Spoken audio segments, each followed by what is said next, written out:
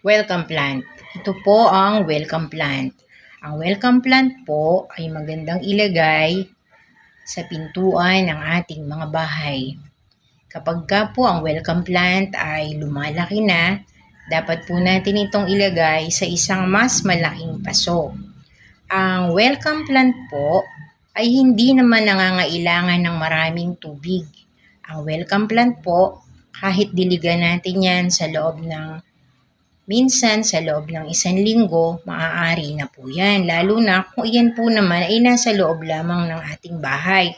Subalit kung ang welcome plant naman po ay nasa labas ng bahay, maaari po natin yan diligan siguro mga every 5 days. Ganon, depende po kasi yan sa lupa. Kapag ka po nakikita natin na yung lupa ay tuyo na, dapat na po natin yang diligan. Subalit kung halimbawa nakikita natin na medyo